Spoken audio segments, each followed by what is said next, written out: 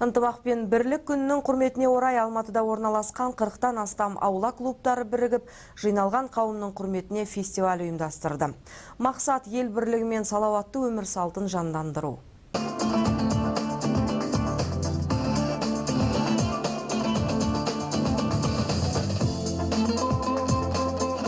Алматыда 40-тан астам аула клубтары бар. Олар қаланың әр ауданында орналасқан. Өз ішінде әртүрлі үйірмелер ашып, 4000-ға жуық шәкірт тамамдаған.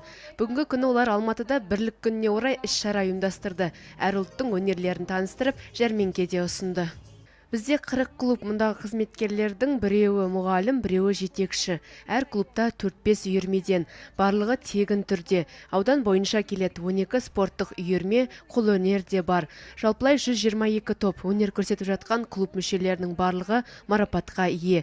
Халқымызға табыс, береке және тыныштық тілеймін. Қазақстанда тұратын барлық ұлттардың әндерін, билерін бүгін біздің алматылықтарға тамаша қылып сахнада өнерлерін көрсетіп жатыр.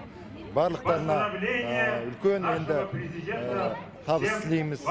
Мына барлық балалардың өздері мына творчестволық салған суреттерін, оны кейін өздерінің әрбір клуб өздерінің жасаған дастархандағы дәмдерін бәрін тамашалап үлкен көрме ұйымдастырып жатыр. 40 клубтың жетекшілері 4-тен бөлініп, жалпы 10 топ құрды. Олар Қазақстанда тұратын 10 ұлттың салт дәстүрлерін көрсетті.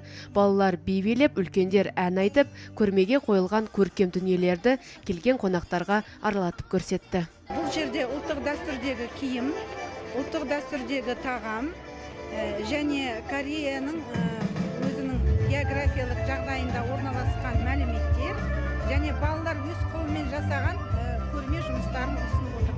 Жыл сайын бұл фестиваль көркейе түсіп, қызықты болып, сондай ұнап жатыр бәрімізге. Жастар саясат бөлімінің қолдауымен бүгін Грузия елін көрсетіп жатырмыз, салт дәстүрін. Оны ең бірінші елінің тарихы туралы көп зерттеп, солардың тарихы туралы кішкене ақпарат бердік. Грузия елінің биін таныстырдық, әнін таныстырдық, және тамақтарын таныстырдық.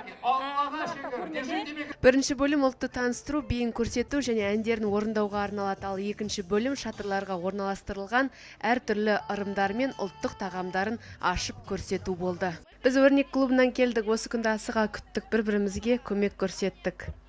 Украин ұлтын ұсынып жатырмыз, біршама дайындалдық, салт дәстүрлермен таныстық, не киеді, қандай тамақ бәрін қарастырдық. Біз көп дайындалдық, қобалжу да болды, жақсы өнер көрсету үшін тырыстық, киімдерді де өзіміз дайындадық. Жеңімпаздарды анықтау 5 балдық жүйемен бағаланды. Бірінші орын Украина, екінші орын Корея, үшінші орын өзбек халқының топтары жеңімпаз атанды. Оларға құнды сыйлықтар мен грамоталар табыс етілді. Анель Оразалина, Дмитрий Мельников, Роман Картун, СТВ.